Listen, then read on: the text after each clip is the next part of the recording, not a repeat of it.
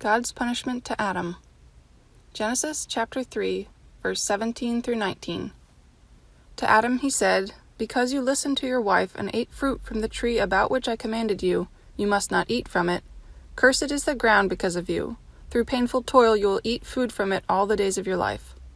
It will produce thorns and thistles for you, and you will eat the plants of the field. By the sweat of your brow you will eat your food until you return to the ground, since from it you were taken. For dust you are, and to dust you will return." After pronouncing curses on the serpent/Satan in response to his deception and on Eve in response to her sinful choice, God now turns to Adam. Compared to the punishments given to Eve and the serpent, this curse is longer and more detailed.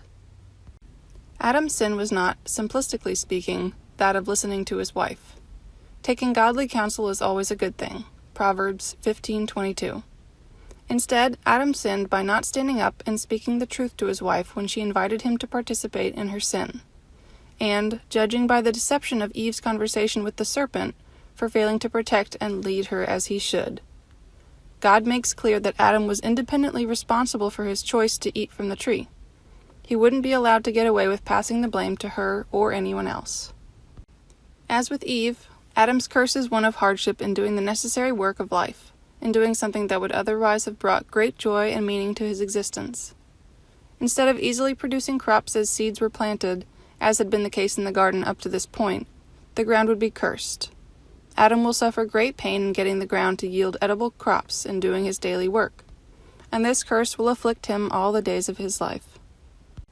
It's interesting to notice that Eve's curse involved pain and struggle in her family relationships, while Adam's involves pain and frustration in his working life. God has pronounced that Adam's lifelong work of getting food from the ground would now bring him great pain and frustration. The ground itself would be cursed. Part of that curse, revealed here, includes thorns and thistles coming up with the crops, making it more difficult to sustain and harvest them. Rather than the earth being a cooperative partner, it would now be an uncontrolled landscape. However frustrating it becomes, though, Adam and all of his offspring would not be able to quit the work. They would need to eat the plants of the field in order to live, so the painful work must continue. Now God concludes by saying that instead of work being a joyful source of purpose and meaning in Adam's life, it would be a lifelong source of necessary frustration. It would be hard and sweaty, and it would end in Adam's eventual death. God, who formed Adam out of the dust of the ground, announces that Adam will one day die and return to dust. Death would be the final consequence of Adam's choice to sin, just as God had warned when giving the command. It's true that Adam did not stop breathing on the day he ate of the tree, but death entered into his life on that day. In modern language, we sometimes refer metaphorically to a person with a fatal injury or disease as already dead. Adam's heart may have continued to beat for many years, but the poison which killed him entered his body when he sinned. In addition to being separated from God's presence in a spiritual death, every day of Adam's life from this moment on would be marked by an awareness that he would one day die.